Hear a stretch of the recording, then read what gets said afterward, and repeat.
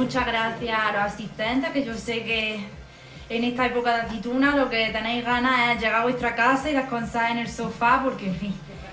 Ay, antes de empezar el meeting, lo que quiero es que me hagáis un favor y os levantéis todos y le deis un aplauso a un señor caballero como es Mariano Rajoy.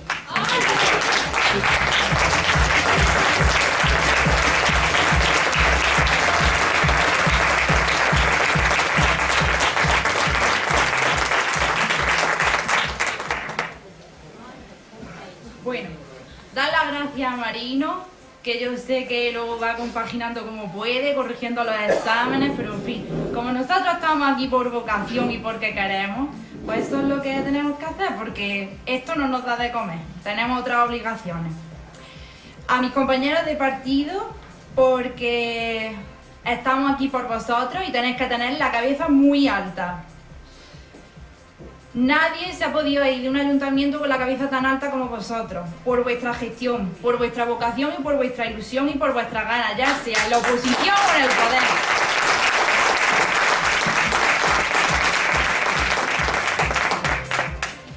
Porque como dijo el politólogo Max Weber, la misión de los partidos políticos es permanecer en el tiempo. Todos son etapas, los líderes pasarán, pero los partidos han de permanecer.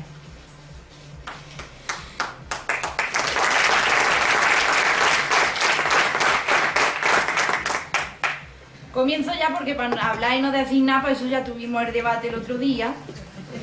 Estuve ya en Sevilla viéndolo allí en la sede y yo la verdad es que no sé qué me gustaba más, si los cuatro mi arma que tenía yo al lado, al Sánchez insultando al presidente del gobierno.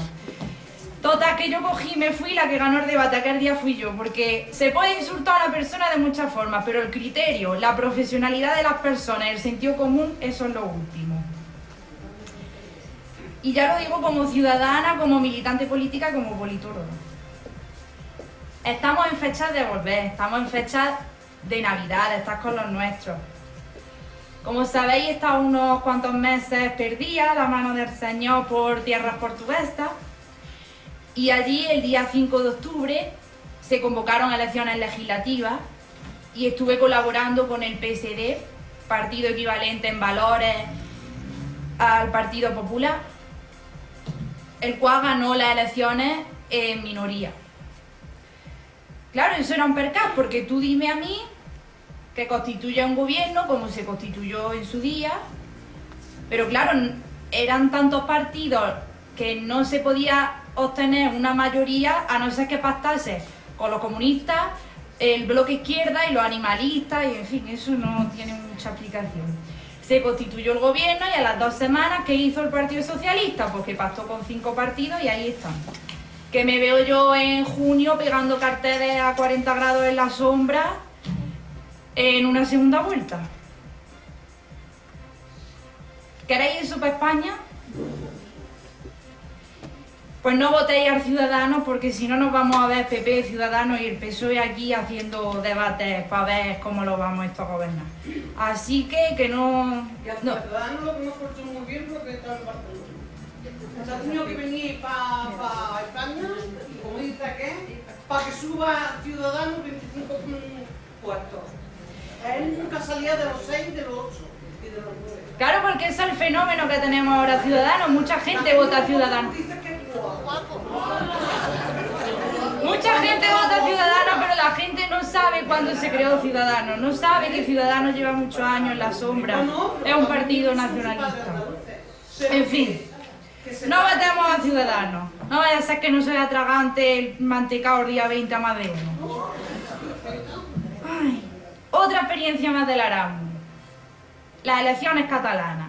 ¿Cómo le explicas tú a la gente cuando te pregunta qué está pasando en tu país? Pues que en tu país no hay unidad, que en tu país la gente no se quiere y que hay odio, que no hay unidad, con lo que nos quieren a los españoles cuando salimos fuera, que dices que eres español y se echan encima tuyo y te dicen, ay, porque a mí me gusta España, con lo orgullosa que yo me siento hablando y diciendo, porque yo vengo del campo, porque yo me siento orgullosa de venir del campo, de mis olivos, de mis cerezas, porque hay que sentirse español, de verdad, que tengamos que irnos al extranjero por vivir experiencias, no por necesidad. Que se lo digan a Antonio Parrilla cada vez que me voy, el disgusto que se lleva, y me dice, ay, Angélico mío, lo lejos que te vas, ya has traspuesto. De verdad. Ay. No voy a dar yo el discurso económico, porque eso ya se van a encargar otros. Que votéis a Rajoy, que votéis el progreso, que el hombre no se merece otra aguantada sin mano, que ya se la llevó ayer. Y acabo como empecé. Son épocas de volver. Y os voy a contar una anécdota que siempre que volvía estos últimos años de estar fuera, llegaba a mi casa, saludaba a mis padres, cruzaba enfrente, me iba a ver a mi abuelo, y lo siguiente que hacía era llegarme al Arcovirán para saludar a Miguel Segovia, porque era una de las cosas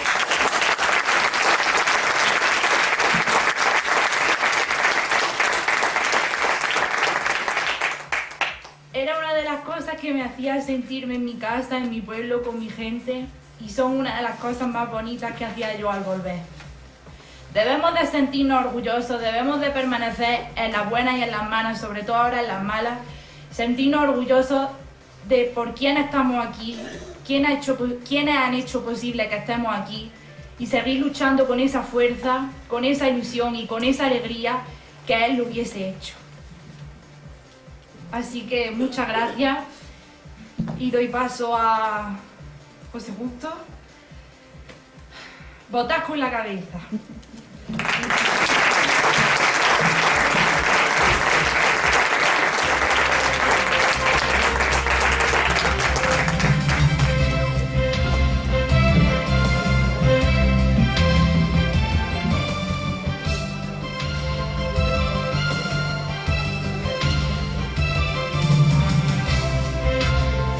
Mi niña no han venido todavía, ¿no?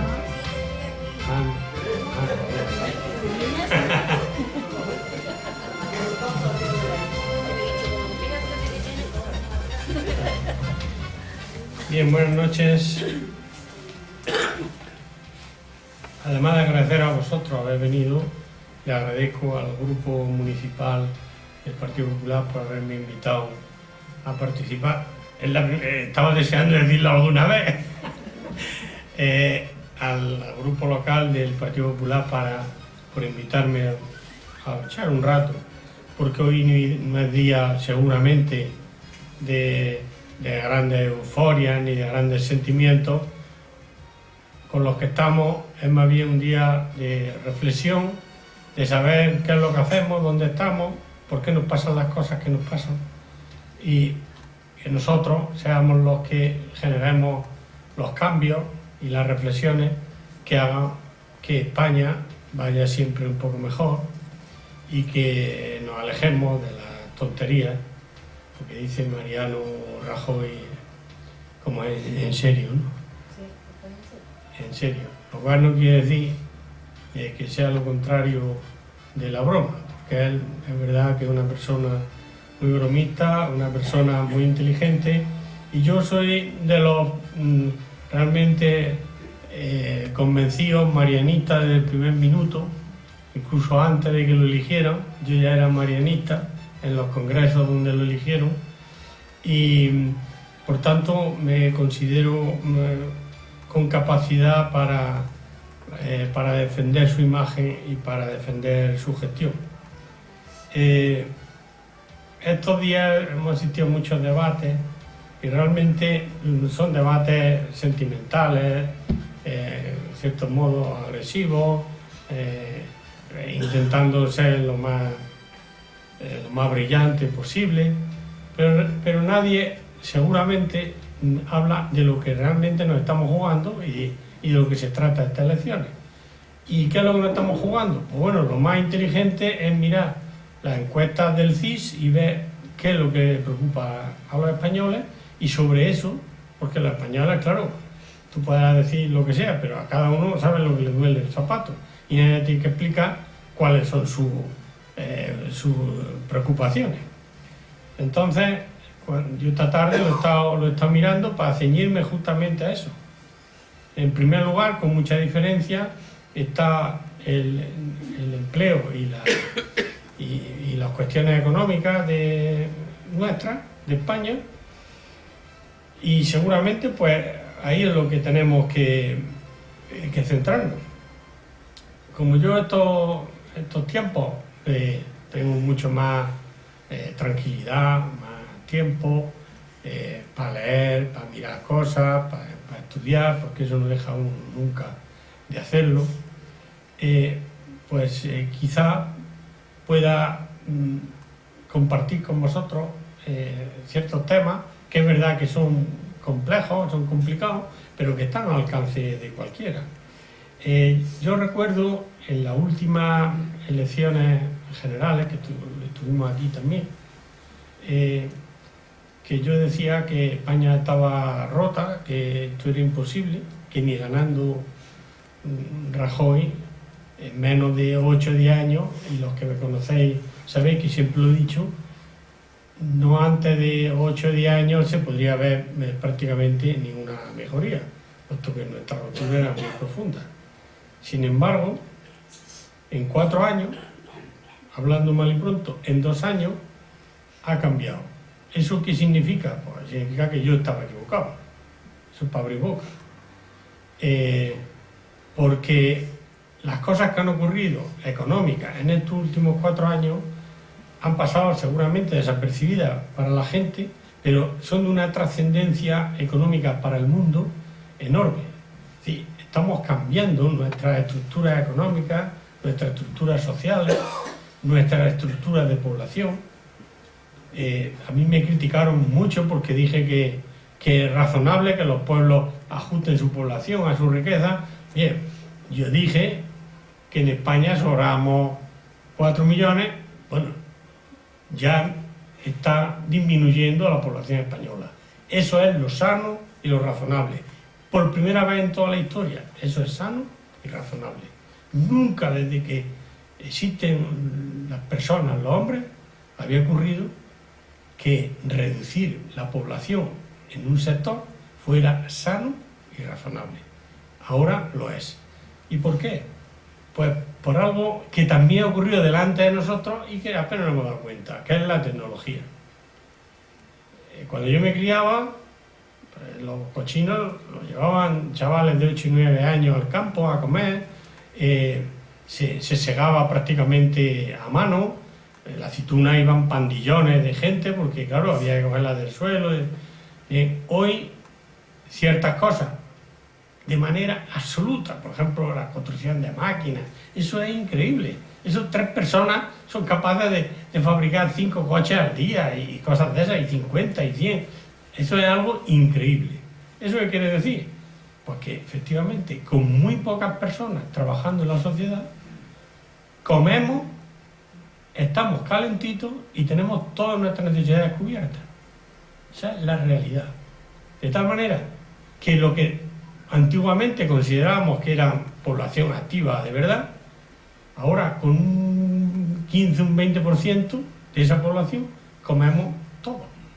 Pues quiere decir que las personas, bajo el punto de vista productivo, no el resto, pero bajo el punto de vista productivo, hemos perdido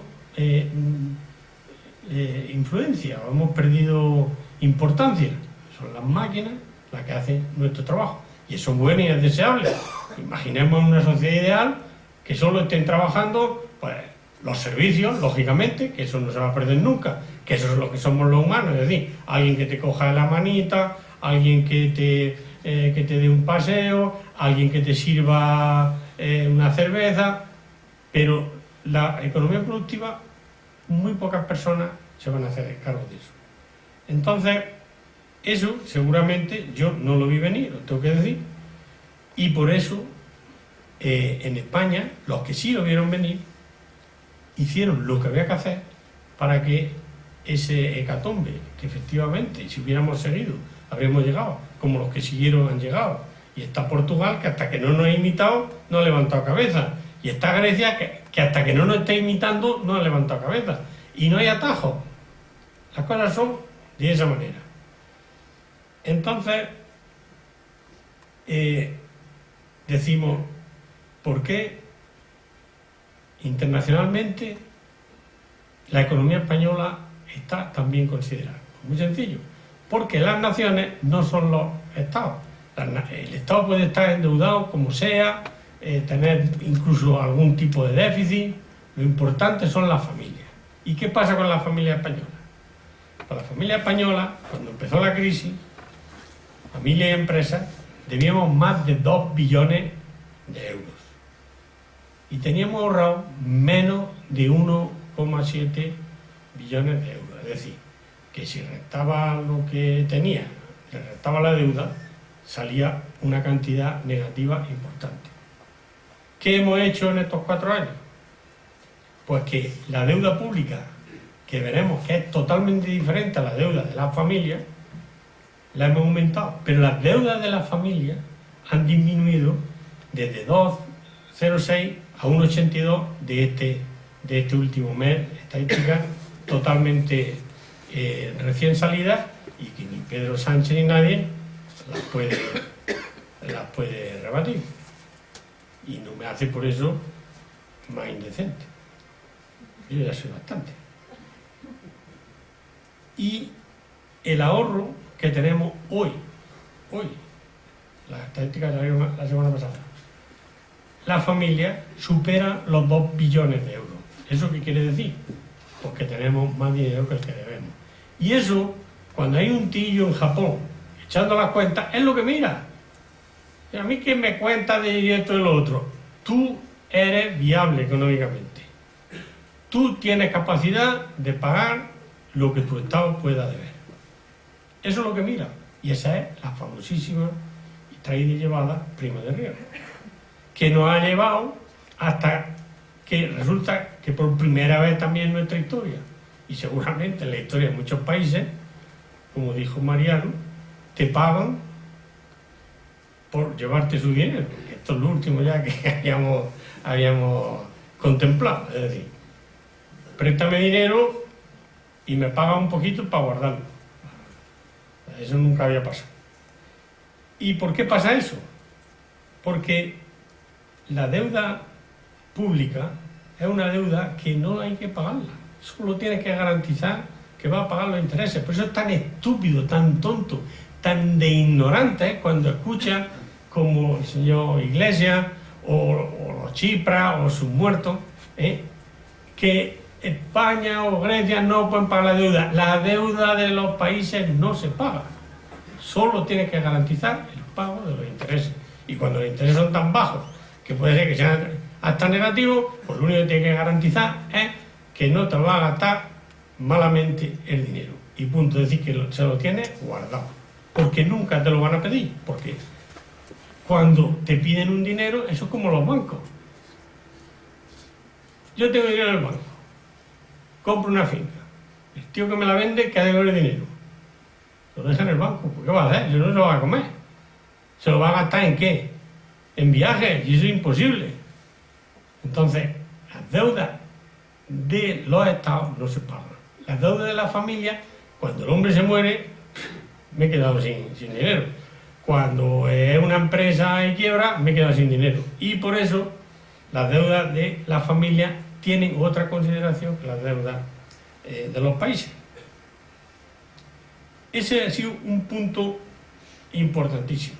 Y el otro es el que me hablaba antes, puesto que hoy todos los costos son energía. Al final son litros de gasolina que se han consumido. Y nada más. No hay ya prácticamente ni contabilidades de mano de obra, ni de inversiones. Las inversiones están hechas. La economía ha entrado en una fase de equilibrio que es totalmente diferente a la que traíamos y a la que Zapatero intentaba romper el equilibrio. Y a mí me hace gracia cuando hablaban de los recortes.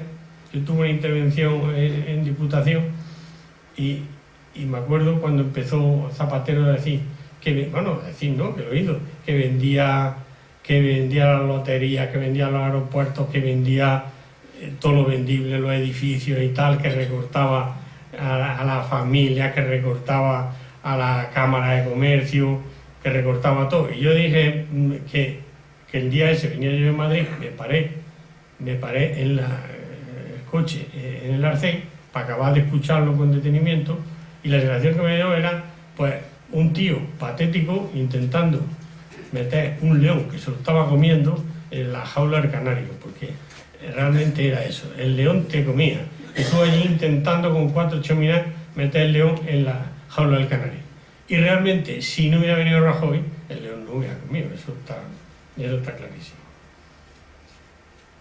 Entonces, nadie nos puede negar que ha habido un equipo económico que ha entendido los problemas, que ha marcado en el mundo, que por eso hoy está Rajoy rodeado de todos los líderes europeos, que he visto la foto abrazándolo y dándole ánimo, porque ha marcado camino. Rajoy ha marcado camino en la economía mundial, su equipo, de cómo hay que hacer las cosas y cómo no hay que hacerlas de la manera antigua que era el plan E y todas esas tonterías que estuvimos viviendo. El siguiente punto que a la gente le preocupa es la educación. Bien, la educación cada día igualmente es más difícil. La educación sin religión y sin valores es prácticamente imposible. Porque ¿cómo le dices tú a un chaval de 8 años que quiere irse a jugar, que se tiene que quedar en casa? ¿Por qué razón se tiene que quedar en casa, haciendo deberes, estudiando? ¿Qué motivaciones le podemos dar nosotros a los chavales? Para mí esa es la raíz del problema de la educación.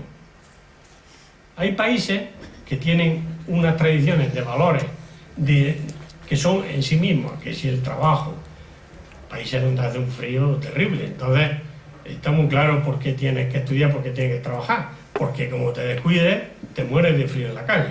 Entonces tienes que cumplir una serie de condiciones, pero nosotros, con unos padres permisivos que te lo dan todo, con un clima divino que no te va a pasar nada si te quedas en el botellón hasta las tantas. ¿Qué le decimos a un chaval de 10 años para que se levante temprano al colegio y para que se sienta a estudiar? Pues esos son los valores. Nosotros somos una sociedad católica, porque así ha sido toda nuestra historia. No intentamos cargar la religión, y yo soy probablemente el menos indicado por hablarlo, pero sí me fijo que es la realidad. No intentamos cargar la religión y no la sustituimos por nada. Absolutamente por nada. Tú no puedes quitar algo que le daba un sentido a la vida, que te decía, ¿por qué tienes que levantar? Porque lo dice los mandamientos, tienes que hacer bien para los demás, tienes que trabajar para ti mismo. Entonces, y si no lo haces, pues entonces estás muy mal, estás señalado, eres un desgraciado. Bueno, pues eso lo hemos quitado y lo hemos sustituido por nada. ¿Cómo se va a montar un sistema educativo sin valores? Eso es imposible. Y la prueba de que es imposible es España. Llevamos 25 o 30 años con leyes todas socialistas, todas aprobadas y desarrolladas por el PSOE, intentando otra vez meter el león en la jaula del canario. Eso es imposible. Tú necesitas una jaula grande como Dios manda. ¿Qué es el catolicismo? Bien. ¿Que eso tiene que evolucionar? Tampoco digo que no. Pero sin valores es imposible la educación. Y el único partido que realmente defiende algunos valores universales, que todos entendemos, en estas elecciones es el Partido Popular. Muchos católicos, muchos liberales, pero todos tenemos unos valores que enseñar y a partir de eso se puede construir una educación. Otro de los... Bueno, y enfrente tenemos al Islam, que nos come cuando quiera, porque esos sí tienen valores, esos sí tienen un libro, esos sí tienen una religión que seguir. Eso sí saben por qué, ya no por qué se levantan por las mañanas, eso saben hasta por qué son capaces de ponerse un explosivo en la cintura y explosionarlo. Ya no levantarse por las mañanas y hacer los deberes, no. Esos son capaces de explicar a una persona por qué tiene que suicidarse y llevarse por delante a un montón de gente. Yo no digo que nosotros debamos pretender algo similar, pero sí tenemos que armarnos en valores para poder coherentemente montar una educación razonable. Otro tema que le interesa mucho a la gente es la corrupción política, con todo lo que lleva, la crispación, etc. Bien, sobre la corrupción hay dos temas importantísimos. Uno, dilucidar la corrupción real y la que no lo es.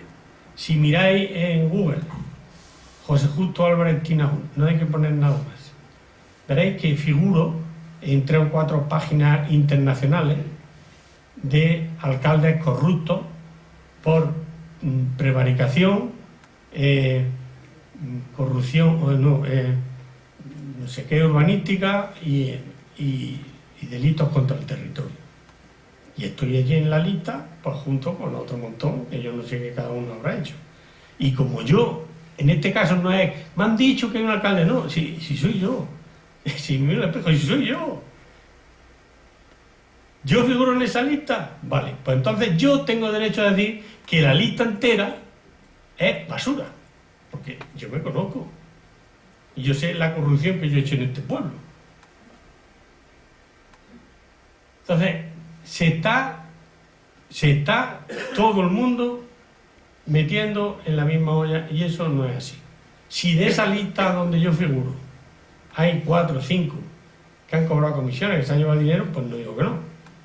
Pero entonces tenemos que ver el segundo tema importante.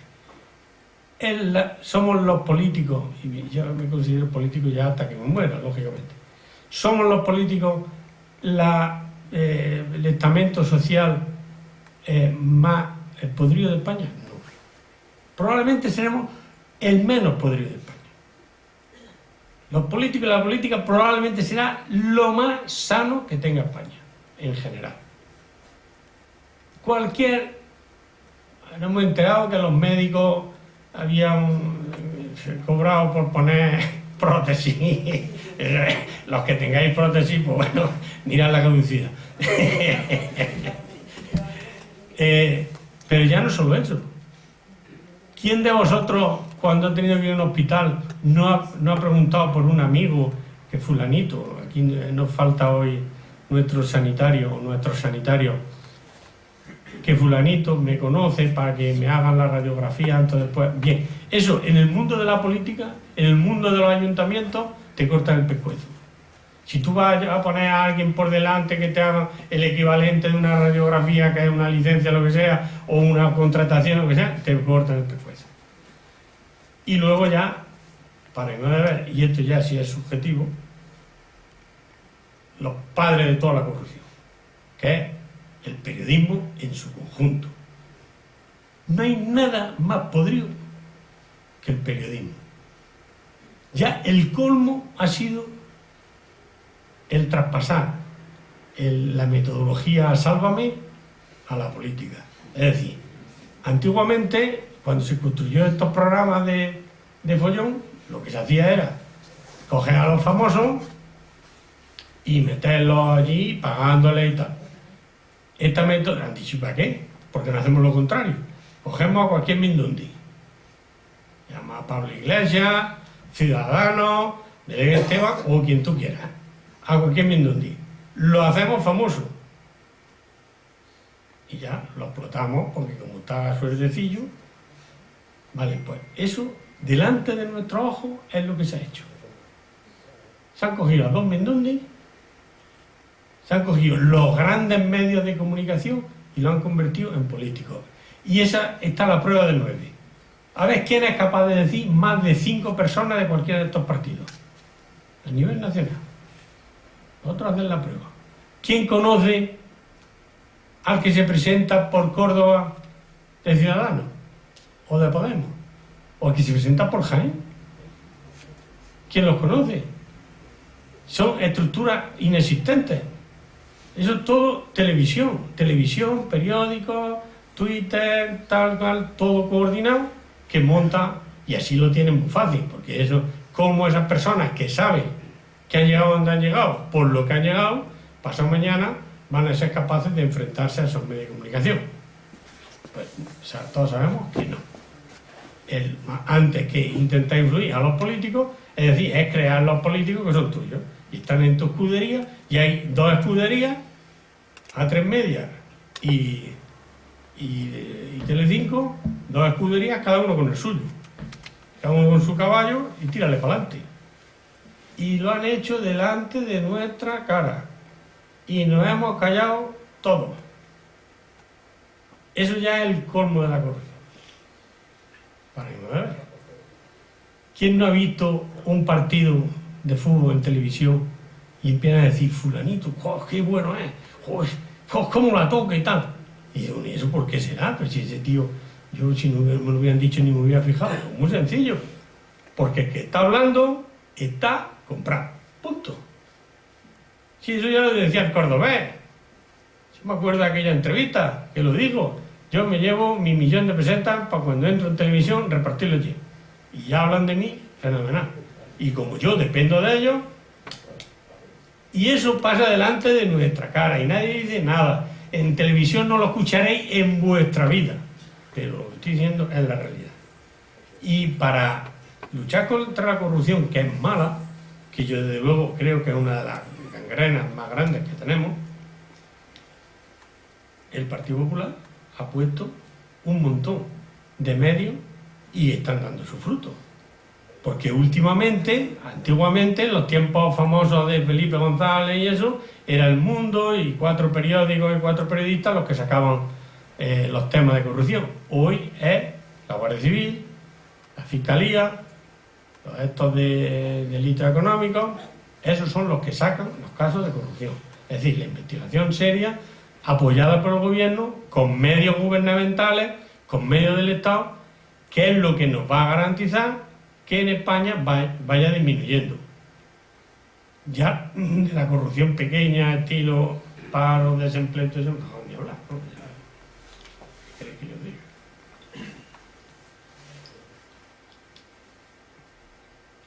diga? Hijo de todo esto es la crispación, como es natural. Porque somos un estamento que en vez de taparnos los unos a los otros, como hacen los abogados, como hacen los farmacéuticos, yo voy a poner por delante, como hacen los médicos, en el momento que a alguien de la política se le ve un poquillo el plumero, el resto del estamento político se tira de huello y saca hasta de qué color son los calcetines. Eso es el único sitio donde pasa, porque hasta en las profesiones liberales, aunque haya competencia, pues hay un sentimiento grupal, la gente se tapa lo uno a lo otro, pero aquí no. Entonces, combinados estas dos cosas, sale que realmente a los españoles parece que lo que más les preocupa es la corrupción política. Luego está, en el último lugar, ya sumándolas todas, son las pensiones, los subsidios y los servicios. A la gente le preocupa, efectivamente, qué va a pasar con mi pensión, qué va a pasar con la sanidad, etc. Entonces, aquí lo mismo, ha cundido el tema de que el PP recorta. Esto es mentira. Por una razón muy sencilla. Porque todas estas cosas, tanto gastos sociales, de apoyo social, como sanitarios, hay una medida, que es la esperanza de vida del país. Es decir, ¿para qué existe sanidad? Para que la gente viva más. ¿Para qué existen servicios sociales? Para que la gente viva más. Entonces eso se mide perfectamente. Bien, pues los últimos 4 años no ha dejado de crecer. Somos ya el segundo país del mundo con la mejor esperanza de vida, que ya superamos los 84 años. Y ya está bien. Entonces, no ha habido tales recortes. Nosotros tenemos una empresa de servicios y la sanidad, sí, tú podrás decir que te gusta más, que te gusta menos, pero ahí está, cumpliendo su función. Y eso hay que saberlo, porque además esto es enlazado con lo que hemos dicho al principio, que muy pocas personas son capaces de generar riqueza para todos los demás. Llegamos al punto clave, que un jubilado, vamos a suponer, algunos que están muy bien, llegan a los 2.000 euros al mes. ¿Eso qué significa? ¿Que se va a comer los 2.000 euros en filetes? No. Un jubilado no gasta casi nada. De tal manera que volvemos a como lo de las fincas. Que los numerillos del cambio del banco se cambian de uno para otro. Se cambia al nieto, se cambia a ayudarle al hijo a la hipoteca, se cambia porque un jubilado no gasta. Y que no metan miedo con las pensiones. Las pensiones con las personas que hay trabajando en España están más que aseguradas los que estamos.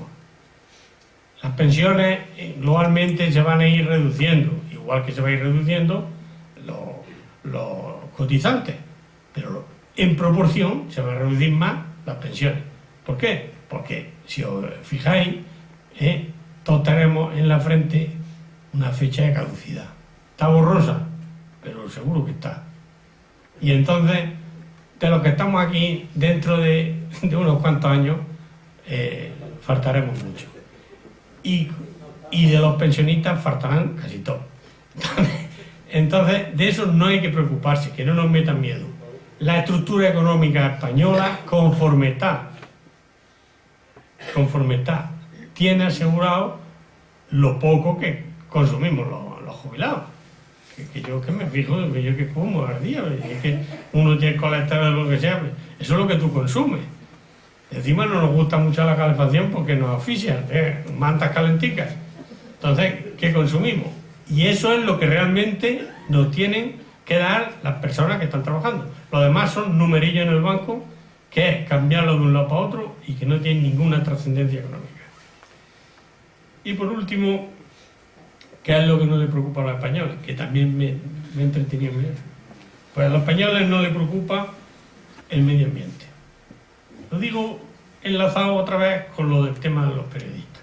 Si tú abres un telediario, pues casi todos van a abrir con noticias de cosas que no le preocupan a los españoles porque se lo preguntan. ¿A ti te preocupa el medio ambiente? Y dices, no, ¿vale? Bueno, pues al tío del telediario le preocupa mucho el medio ambiente. No le preocupa la vivienda. ¿Por qué? Porque hay casas para rentar. No le preocupa ETA. ¿Por qué?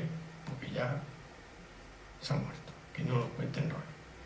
No le preocupan las drogas. A mí eso me extraña algo. Pero será porque es menos de lo que nos cuentan que es.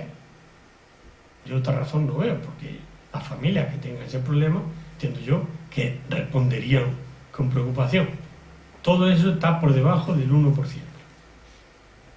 No le preocupa, eso prácticamente es el 0,1% de los españoles, la violencia machista. Eso que parece que no hay otra cosa en España. Pues eso a los españoles, de verdad, cuando le preguntan a primero de este mes, dice el 0,1% que le preocupa. Lo digo para que lo sepamos. No le preocupa el racismo. Esas cosas. Es que estoy diciendo un telediario. Si os fijáis, estoy siguiendo un telediario con las cosas que no le preocupan a la gente. No le preocupa el terrorismo del Estado Islámico. Tampoco. Y no le preocupa el aborto. Tampoco. Y eso es lo que yo esta noche venía a contar. Perdonad el tono profesoral, pero es que ya con la jubilación y la tranquilidad me está saliendo cada vez más gordo. Pues muchas gracias, espero que os haya servido de algo y para aplausos y eso, pues a los que vienen ahora, que entiendo yo que serán más políticos.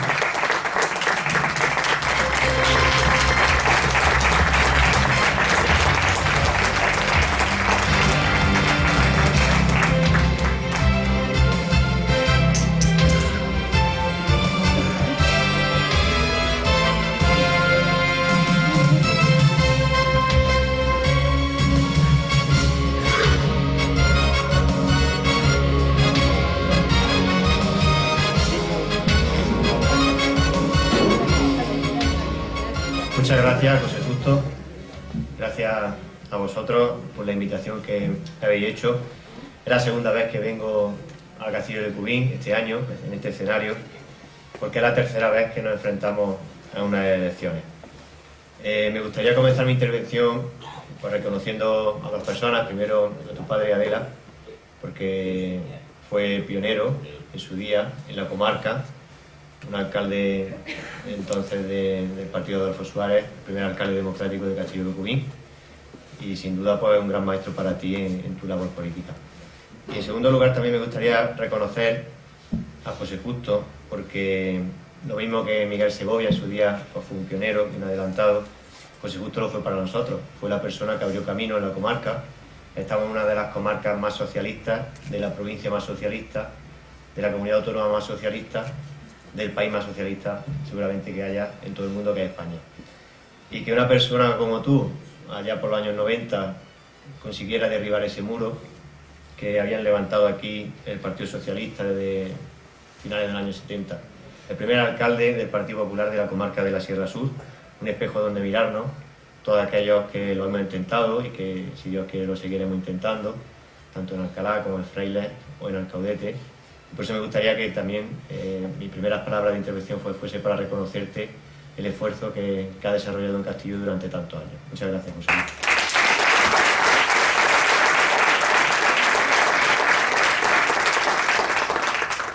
También lo decía hace poco, hace unos días en Alcalá, 3 elecciones.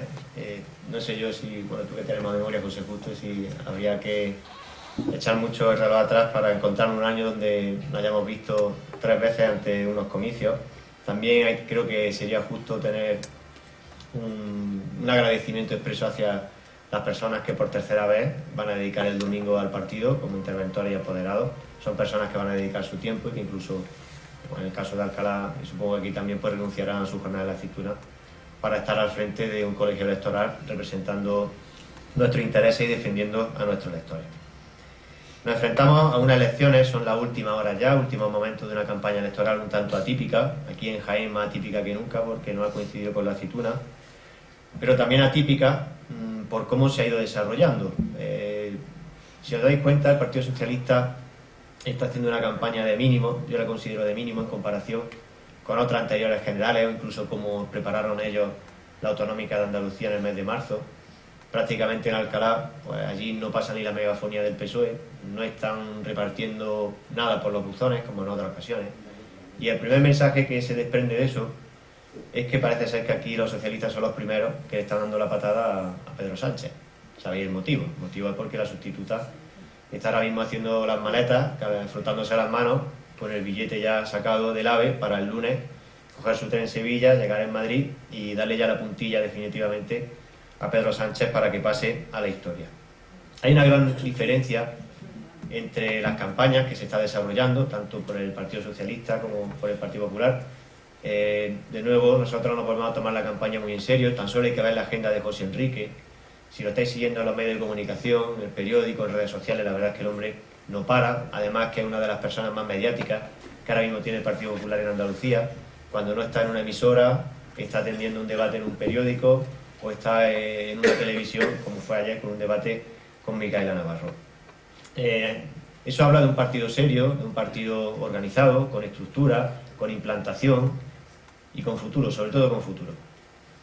Y frente a este partido que somos nosotros, el Partido Popular, hay que ver pues, cómo han surgido otros nuevos partidos que han surgido en un plato de televisión, como decía José Justo. La traslación del sálvame a la política. Ahora quiero formar un partido político, llamo a un tío con una coleta y le doy un debate todos los sábados por la noche en horario de máxima audiencia, y así surge un partido político como es Podemos, o así surge un partido político como es Ciudadanos. Ya tenemos el partido, tenemos el líder, tenemos la televisión que lo apoya y ahora solo faltan los militantes. ¿Y de dónde están saliendo los militantes de estos partidos? Bueno, pues están saliendo de despojos de los partidos tradicionales. Yo me peleo con mi partido porque no me ha dado la liberación, yo me peleo con mi otro partido porque no me lleva en lista donde yo quería, porque no me ha puesto de senador, porque no voy al Congreso, porque no me ha puesto en la lista para concejales, me paso a Ciudadanos, me paso a Podemos, me paso a Vox, y así están surgiendo estos partidos pues con retales del Partido Popular y del Partido Socialista. Retales además que si se han ido de aquí es porque realmente este no era su sitio. Nuestro partido se enfrenta a estas elecciones con optimismo. Es triste decirlo, pero yo creo que sabéis que ahora mismo ya no se pueden publicar encuestas, aún así lo están haciendo en Andorra, por ejemplo, se ha publicado en el día de ayer una encuesta, pero es triste decirlo que los últimos acontecimientos parece ser que nos estén dando un empujón. El caso del debate de Pedro Sánchez, viste la actitud tan agresiva, ¿no?, tan despótica que tuvo, sobre todo tan maleducada, que fue con Rajoy, no solo con Mariano Rajoy, sino con lo que era el debate en sí. Un debate electoral entre candidatos es una institución en una democracia. Eso es algo sagrado, respetado y esperado aquí en España, en todos los países occidentales que tienen una democracia constitucional. Bueno, pues aquí este señor lo que hizo fue cargarse el debate, insultar en general a todos los españoles por su actitud. Y eso ya hablan las primeras personas que ya parece ser que han hecho sondeos, que eso sí ha tenido un desgaste aproximado de un 5% en el PSOE. O sea, el PSOE parece ser que a raíz de la actitud de Pedro Sánchez ha tenido una caída de 5 puntos.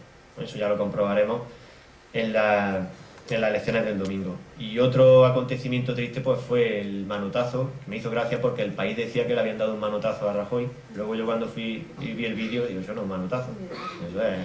Eso es un puñetazo en toda regla lo que le propinaron al presidente del gobierno. Y es que Rajoy está haciendo una campaña realmente intensa, válida, y una campaña basada en temas fundamentales, como decía José Justo, que simplemente hay que ver la encuesta del CIS y decir, bueno, si esto es lo que os preocupa a los españoles, esto es lo que hay que atajar. El proyecto de Mariano Rajoy se fundamenta en la unidad, ante todo. La unidad de España, la unidad del Estado. ¿Qué hubiera pasado en Cataluña si la crisis catalana hubiera pasado estando Rubalcaba o Zapatero? Hubiera pasado sencillamente que el domingo los catalanes no votarían al presidente del gobierno español. Cataluña ahora mismo sería un país independiente o estaría en vías de serlo.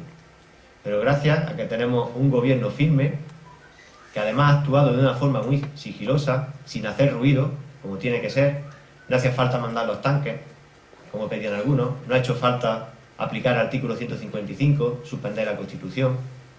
Lo único que hacía falta era tener la cartera, que es lo que está en Madrid, y una mala situación económica como tiene Cataluña. Cuando a los catalanes, al gobierno catalán, le ha hecho falta otros 7 o 8 mil millones para pagar farmacias, para pagar comedores, para pagar profesores, para pagar médicos, y el gobierno de Mariano Rajoy se le ha dado, ya los catalanes han empezado a ver que a lo mejor no es tan malo seguir en España, y a lo mejor los malos son los que están haciendo esa debacle en Cataluña. Otro de los pilares fundamentales del proyecto de Rajoy y del Partido Popular es el mantenimiento de la soberanía. Es decir, España será y es lo que los españoles quieran y compartan y así decidan. Ningún territorio puede decidir por el conjunto de los españoles. La España del crecimiento, el tercer pilar fundamental del proyecto para la próxima legislatura. Un crecimiento basado en la recuperación económica, las políticas reformistas y por supuesto también en la bajada de impuestos, que ya lo estamos viendo. Una de las bajadas más notables que hemos tenido en Jaén es la bajada de la tributación que hacen los agricultores en módulos para el olivar. Ha bajado en esta legislatura del 0,32 al 0,27 y de 0,27 al 0,09 en el último año. Eso es algo que sí han notado mucho, sobre todo en la última bajada, los agricultores de nuestra provincia. Y por último, una clara apuesta y defensa por el Estado, el modelo de Estado de bienestar, que es donde se está cebando el Partido Socialista. Me hace gracia porque mi hermana me comentaba hoy que la han llamado para hacer una encuesta, no sabía quién, pero la encuesta era algo así como: ¿qué le parece a usted que el PSOE vaya a poner la sanidad gratuita? Eso le pregunté a mi hermana tiene una carrera, que no es que se haya caído de un árbol. ¿Qué le parece a usted que el PSOE vaya a poner la sanidad gratuita? ¿Y qué le parece que le vaya a dar una paga a todo el mundo? Claro, mi hermana evidentemente que no se chupa el dedo, le dijo: mire, la sanidad ya es gratuita desde hace muchos años y todas las personas, quien más quien menos, tienen sus recursos. Para eso existe con muchas políticas, desde subsidios, existen las pensiones, existen las ayudas sociales, y aquí, pues como dice José Justo, y muchas veces le doy la razón, nunca antes ha habido menos desigualdad como ahora, y nunca antes se ha vivido tan bien como ahora a pesar de la crisis. Para nosotros, para Jaén, valga decir pues, que hasta el año 2020 el gobierno del Partido Popular ha garantizado la existencia de la gran mayoría de los 97 municipios de nuestra provincia. 97 municipios, de los cuales el 90% pues tiene menos de 5.000 habitantes, como el caso de Castillo. Esos municipios no dependen en parte, pero no nos quedemos solo en que siga habiendo colegios, siga habiendo médicos o siga habiendo una asistenta social que nos cuide, ¿no? Para esos municipios de Jaén, como digo, el 90% menores de 5.000 habitantes, el futuro se le ha dado la negociación de la PAC. Los más de 40.000 millones de euros en ayudas directas que van a llegar a los agricultores de toda España y fundamentalmente a los que cultivan el olivar, hasta el año 2020 garantizada. Eso es lo que le va a dar vida a los pueblos, porque eso es dinero que llega, aunque el año que viene parece ser que vamos a tener una cosecha malísima si no llueve, va a seguir llegando ese dinero de Europa. Y ese dinero lo consiguió el ministro Arias Cañete en una brillante negociación, cuando lo primero que hizo fue dar una patada a la propuesta de tasa plana que había realizado el Partido Socialista, que pretendía quitar una buena parte de lo que se daba al olivar para darlo a otros cultivos minoritarios. Los puntos de partida que tuvo nuestro gobierno fueron realmente tremendos. Como decía José Justo antes, hace 4 años él no veía futuro a esto, era para no verlo. Hace 4 años, cuando Mariano Rajoy entró al gobierno y empezó a escarbar las cuentas, no todo lo que había dicho el Partido Socialista era cierto. Le habían dejado muchos pufos. Esa es una palabra que ahora con la crisis se ha dado a conocer. Un pufo es un agujero, que por cierto, bastante de ellos ocultos. Le habían dejado un déficit los socialistas de 25.000 millones de euros. O sea, 25.000 millones de euros que había que pedir para poder financiar los servicios del Estado. Le habían dejado un agujero financiero de 62.000 millones de euros. Le habían dejado también un déficit sanitario de 16.000 millones de euros. Todo esto facturas, pagos a farmacias, muchas cosas que se debían y que los socialistas lo habían ido dejando en los cajones de los despachos. Pues claro, evidentemente ante las elecciones de noviembre de 2011 no les venía bien publicar estos datos, salieron posteriormente. Le habían dejado un pufo en infraestructura de 40.000 millones de euros. Aquí en Jaén, lo saben muy bien, por suerte aquí en la comarca no hemos tenido problemas, pero la autovía que va desde Linares a Albacete habían expropiado a bastantes agricultores de ahí y no estaban recibiendo su dinero. Le habían expropiado sus olivares, le habían quitado la cosecha por muchos años, ya de por vida, y sin embargo se les seguía debiendo el dinero. Bueno, esos señores han empezado a cobrar ahora con el gobierno de Mariano Rajoy. Como repito, como digo, 40.000 millones de euros de pufo, de déficit en infraestructura. Un déficit de tarifa eléctrico de 24.000 millones de euros. Y un déficit en las empresas públicas de 56.000 millones de euros. Si hacemos las cuentas, esto era como decía José Justo, esto no tenía salida ni remedio por ningún lado. Por suerte, aquí hubo un gobierno valiente, un gobierno sensato y un equipo económico magistral, que es verdad que está ahora mismo siendo admirado. En el futuro se estudiará en las universidades, como en España en cuestión de 4 años, de toda esta cantidad de dinero que se debía, de esta destrucción de empleo tan grande que había aquí, se estudiará en las universidades el modelo de recuperación, lo mismo que hoy se estudia el Plan Marshall, como modelo de recuperación para Europa después de la Segunda Guerra Mundial, o los planes de desarrollo del año 60, que también se estudian. En su día se estudiará esto que ha hecho Mariano Rajoy en las universidades del mundo. Gracias a estas reformas, que en su día serán estudiadas, actualmente somos líderes de crecimiento en Europa. Estamos creciendo al 3,4%. Seguramente alcancemos un crecimiento del 4% el año próximo. Nadie en Europa está creciendo así, al 4%. Les recuerdo que en los buenos años de Aznar, el año 2000, 2001, 2002, estábamos creciendo al 4%. Y entonces también éramos la locomotora de Europa. Actualmente, de cada 100 empleos que se crean en Europa, 56 lo estamos creando aquí en España. Hace 4 años era lo contrario. De cada 100 empleos que se perdían en Europa, más de la mitad se perdían aquí. Y ahora lo estamos creando. Se ha creado en el año 2014 1 millón de empleos. Y el compromiso del gobierno es crear 500.000 de empleos más en los próximos 4 años, hasta llegar a los 2 millones de empleos creados en el año 2019. Se han aumentado las exportaciones, el sector comercial está viviendo uno de sus momentos de euforia en la historia de España. El turismo lo hemos convertido en el país más visitado para vacaciones del mundo. 70 millones de turistas. Hace 10 años nos visitaban menos de 50. La cantidad se ha multiplicado en cuestión de una década. Y todo eso también hay que acompañar la bajada de impuestos. Todo esto se traduce, ser líderes de crecimiento, ser líderes en creación de empleo, ser líderes en crecimiento de exportaciones, ser líderes en turismo, en ingresos. Todo eso se traduce en una mayor tasa de empleo, en mayor recaudación y, por lo tanto, mayor cantidad de cotizaciones para garantizar la seguridad social. Con eso garantizamos pensiones, garantizamos hospitales y garantizamos colegios. Y todo eso por el punto de partida que teníamos, que le había dicho. Todo eso en 4 años. Apostar por otro modelo diferente sería ir hacia atrás, suicidarnos, tirar piedras contra nuestro tejado o pegarnos un tiro en el pie. Y sobre todo hay un dato fundamental, que es que España, ¿por qué no tenemos que volver atrás? Pues sencillamente porque aunque España vaya muy bien, todavía no tenemos dinero suficiente para que entre el PSOE. Porque el PSOE...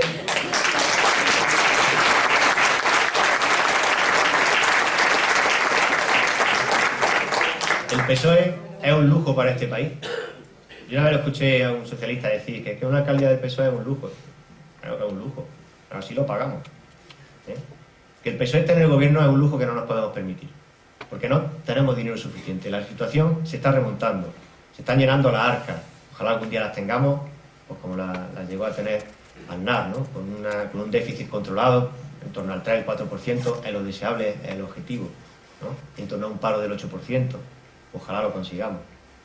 Pero hasta que no lleguemos en ese momento, el PSOE hay que evitarle la entrada al gobierno. Porque si ya es malo con dinero, imaginaros sin dinero, lo que haría el Partido Socialista. ¿De dónde lo sacaría? Pues de los bolsillos de todos nosotros. De los bolsillos de todos nosotros. Y ya me gustaría finalizar haciendo un alegato a la identidad de este partido, porque ayer se nos agredió a todos. Se le dio un puñetazo al presidente de gobierno, no le pasó nada, un pequeño morado, las gafas rotas, pero creo que se nos agredió a todos, a nuestros sentimientos. Y luego ya lo más indignante es que luego ves redes sociales y ves que hay mucha gente que se alegró. Por ejemplo, hay el presidente de la Juventud Socialista de Villacarrillo, un chaval de aquí de Jaén, alegrándose de que le habían dado bofetón al presidente de gobierno. Y como eso, muchas más reacciones. Que nos tenían que haber dado más por fascistas, por cosas. Bueno, he escuchado auténticas barbaridades cuando encima los agredidos hemos sido nosotros. Y yo desde aquí lo que os pido es que siempre vayamos con la cabeza bien alta, conscientes de que somos un partido que estamos recibiendo, que recogemos las ideas más importantes que ha desarrollado nuestra sociedad. Las ideas que realmente han movido el mundo. Este partido, estas siglas, estas ideas, me refiero más a las ideas, porque nuestro partido sabéis que tiene una corta vida, pero nuestra idea, la idea, el liberalismo que nosotros movemos, moderado, de centro-derecha, esa idea que yo digo defendemos, en su día nació para defender los abusos. Nació hace más de 200 años en Francia y nació para parar los abusos, nació para extender las libertades entre el pueblo, nació para crear los derechos, para reconocer los deberes, para inventar algo que fue la soberanía nacional. Somos herederos de aquellos ideólogos que se le ocurrió separar los poderes, que el Ejecutivo, el Legislativo y el Judicial fuesen independientes, de que la soberanía fuese nacional y compartida. Y somos herederos de aquellas personas que se le ocurrió que la mejor forma de garantizar la estabilidad, la concordia y la paz era redactar un documento que se llamaba Constitución. Por eso somos el partido constitucionalista en España por excelencia. Nunca el PSOE podrá darnos lecciones ni de libertades, ni de constitucionalismo, ni mucho menos de crecimiento, ni de cómo se recupera un país de una crisis económica. No nos puede dar lecciones a nadie. Yo finalizo pidiendo, bueno, el voto, yo creo que de aquí nadie se va a escapar el domingo, ¿no? Pero sí os pido que, como hacía Gabino Puche el martes que estuvo en Alcalá, tenemos una misión que hacer de aquí al domingo. Somos votantes del Partido Popular, muchos de aquí tendréis carnet, otros no, simplemente simpatizantes, pero sí tenemos que hacer una labor pedagógica, sobre todo, de explicar a la gente. El que es socialista va a votar al PSOE, eso no hay que explicarle nada, eso lo lleva la sangre, lo mismo que nosotros llevamos la sangre esto. Pero a nuestros vecinos que sabemos que a lo mejor se han dejado seducir por Ciudadanos, o va a votar o no quiere ir a votar porque se encuentra defraudado, porque no sabe reconocer pues todo el trabajo que se ha hecho aquí, que hagáis de agentes electorales del Partido Popular, que intentéis convencerlos de que estas cosas que habéis escuchado aquí hoy por parte de Rita, de José Justo, mía, y ahora Adela también os dirigirá unas palabras, que le tramitáis esas cosas y sobre todo la convicción de que cualquier otra opción que no sea Mariano Rajoy va a ser un perjuicio para todos. El que lo va a pagar va a ser él. Eso no le va a salir gratis. El voto a Ciudadanos, el voto a Podemos, o el quedarse en casa, el voto en blanco, el voto en nulo, eso lo va a pagar de su bolsillo. Porque como no salga Mariano Rajoy este domingo con una mayoría suficiente para gobernar y que le dé autonomía sobre todo para no depender mucho de pactos, que sé que está difícil, pero hay que intentarlo, como no sea ese el escenario, puede pasar lo que no ha comentado Rita en Portugal. Que tarde o temprano, hay 4 años por delante, que la izquierda se una, que se junte una coalición de 6-7 partidos, que entre ellos no se pueden mirar a la cara, pero lo único que le interesa es quitar al Partido Popular del gobierno, y como eso ocurra, lo va a pagar este país, lo van a pagar sus pensiones, entonces sí que es verdad que la sanidad y la educación lo van a pagar caro. Nada más. Mucha suerte para el domingo, mucho ánimo, y esperemos que el domingo nos veamos, o otro día siguiente, venga por aquí por Castillo y pueda celebrar con todos vosotros la victoria del Partido Popular. Muchas gracias.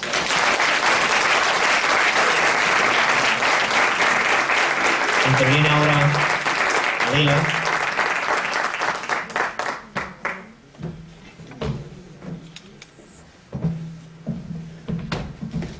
Buenas.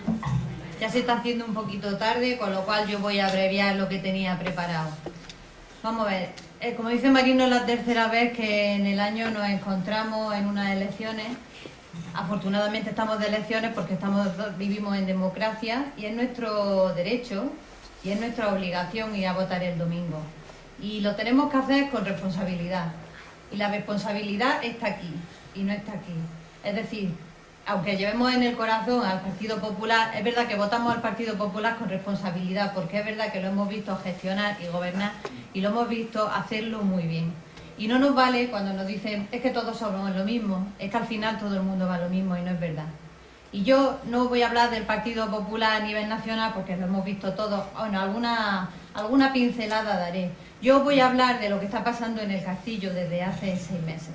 Y de lo que ha pasado cada vez que hemos llegado al gobierno y cada vez que hemos perdido y hemos vuelto. Y ha pasado exactamente lo mismo que España. Exactamente lo mismo. Cuando por primera vez José Justo ganó las elecciones en el 1999, por el Partido Popular en Castillo-Los Buin, después de todos los años de gobierno socialista, fue por primera vez en la historia en el que el Castillo empezó a despegar.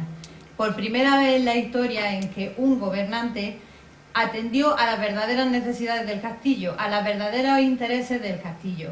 En aquella época se puso en marcha el polígono, se hizo un proyecto de turismo, se abordaron importantes infraestructuras, se consiguió maquinaria para arreglar los carriles, que verdaderamente es lo que nos da de comer en el Castillo a todos, la posibilidad de que accedamos a nuestras fincas cómodamente. Tristemente, como ocurrió en España, pasó que perdimos las elecciones, volvió a gobernar el Partido Socialista. ¿Y qué nos encontramos cuando volvemos? La ruina más absoluta, la más terrible ruina, como cuando llegó cuando llegó Rajoy a ganar las elecciones hace 4 años, en una situación terrible. Yo le oí decir a José Justo, el problema no es que la olla está vacía y hay que llenar la olla, el problema es que no tiene culo, hay que restañar el culo y luego empezar a llenar la olla. Pues así nos encontramos nosotros en el ayuntamiento, en una ruina absoluta y terrible. Gobierno del Partido Popular, proyectos, desarrollo, buena gestión. Gobierno del Partido Socialista, se dilapida el dinero, no se aborda nada en concreto. Sí vamos a tener muchas fiestas, como decía Nuria, muchas cenicas, muchos festejos, pero al final no vamos a tener nada. Nosotros llevamos 6 meses en la oposición y nos hemos encontrado de manera sistemática que aquel programa tan precioso y aquellos proyectos tan bonitos que el PSOE ponía en su programa se lo ha pasado por el forro. Nos decían que nos iban a convocar a pleno todos los meses, un pleno ordinario, un pleno público, se iba a hacer aquí, para que viniera todo el mundo a enterarse de pleno. Un pleno ordinario hemos tenido, uno Uno, ¿qué significa eso? Que como son plenos los demás extraordinarios que nos convocan, pero no para abordar cuestiones muy importantes, sino 4 trámites que necesitan esa aprobación en pleno, nos citan por teléfono. No nos dan posibilidad de ir a una comisión informativa, no nos dan posibilidad de hacer preguntas, no nos dan una sola respuesta. Con lo cual, ¿qué están cumpliendo? Vamos a ver, nosotros pondremos trataremos de evitar que eso vuelva a ocurrir. Lo hemos dicho por activa y por pasiva, buscaremos los medios para que eso no ocurra. Segunda cosa que ha pasado en el ayuntamiento, que lo conocéis todos. ¿Quiénes estábamos en el ayuntamiento liberados? José Justo de alcalde, Nuria de alcaldesa pedánea, concejal de festejo, y yo de teniente de alcalde. Los demás concejales, Virtu, Rafa, Ángeles y los que han pasado por aquí han trabajado de manera desinteresada. Cuando lo hemos necesitado han venido al ayuntamiento y nos han echado una mano. Jamás han pedido nada, jamás, nunca. Han trabajado de manera desinteresada por su pueblo. ¿Qué ocurre ahora? ¿Quién cobra del ayuntamiento? Todos los concejales. Todos, absolutamente.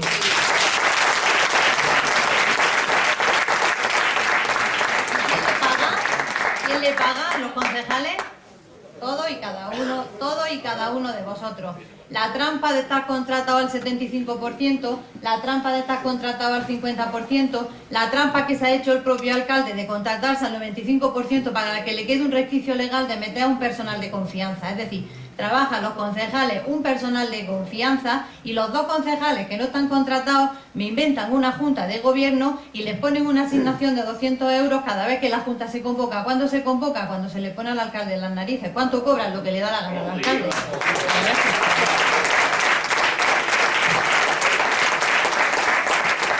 Así que eso estamos pagando. Gente a mogollón. El trabajo que hacíamos 3 personas se supone que lo están haciendo ahora 14, o nosotros éramos muy listos, o no digo lo que sigue.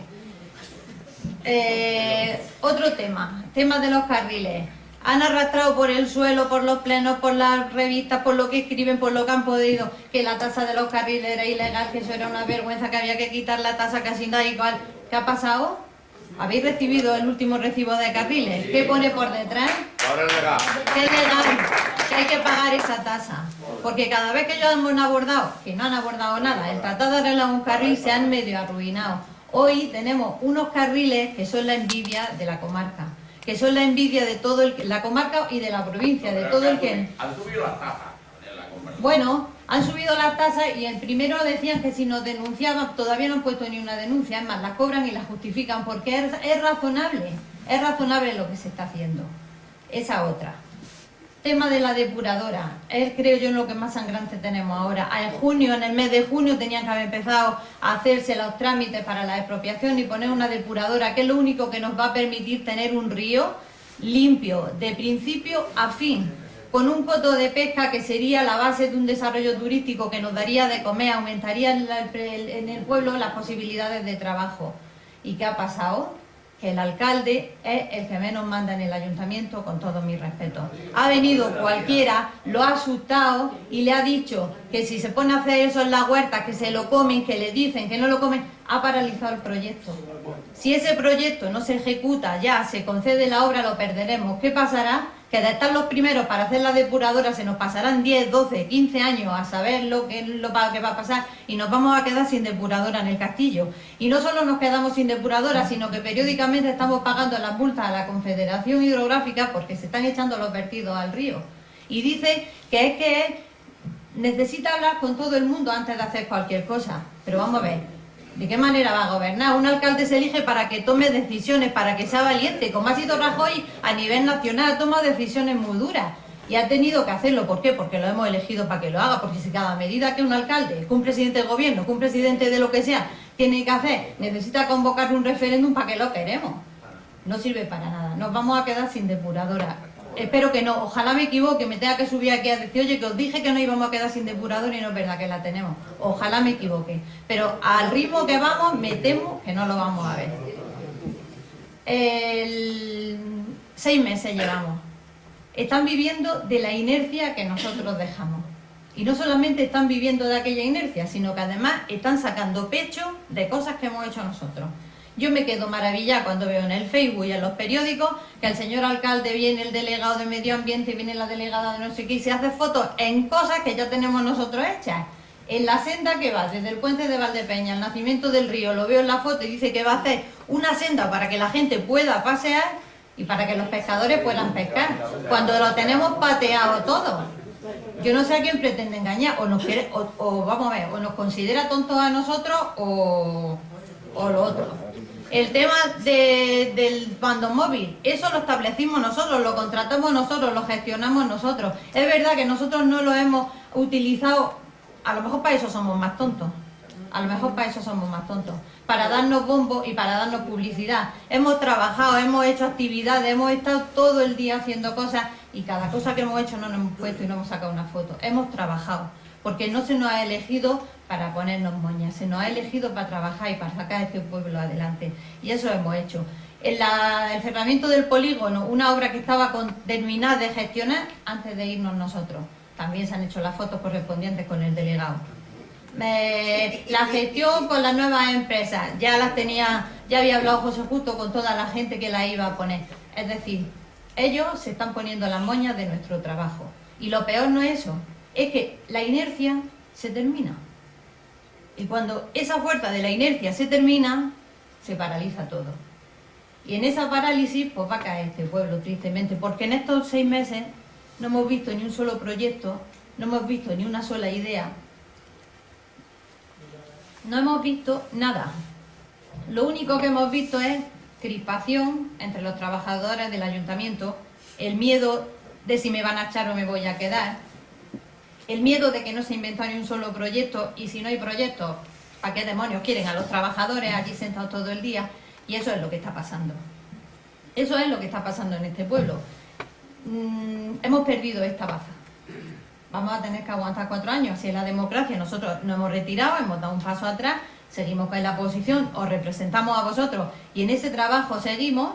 Le hemos dado el margen de confianza que hay que darle a todo el mundo. Oye, ojalá lo estuvieran haciendo perfectamente. Ojalá lo estuvieran haciendo muy bien. Le hemos dado un margen de confianza y a partir de aquí pues nos ponemos a trabajar en firme haciendo una oposición como debemos. Esta baza la hemos perdido. La que no debemos perder es la que se nos plantea el domingo.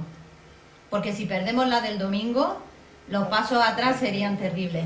Hemos estado metidos en un pozo muy hondo.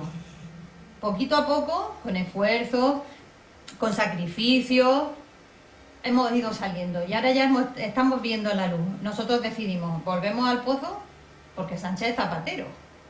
Vamos a ver, a mí no me cabe la mínima, o quizás peor, que volvemos otra vez a la, ¿cómo se llamaba aquello? A la no sé qué de las civilizaciones, a la memoria histórica y a todas esas marigaitas que se ha estado inventando durante un montón de años para no abordar lo que verdaderamente eran los problemas que a la gente nos interesa. O espabilamos el domingo o volvemos al pozo. Y todos no somos iguales, vuelvo a repetir cuando la gente dice, todos son iguales, no es verdad. Y al castillo me remito, que lo tenemos muy cerquita y lo estamos viendo. Aquí no se han hecho más obras que las que hemos dejado proyectar y a esta altura no se ha proyectado ninguna y en España pasaría lo mismo.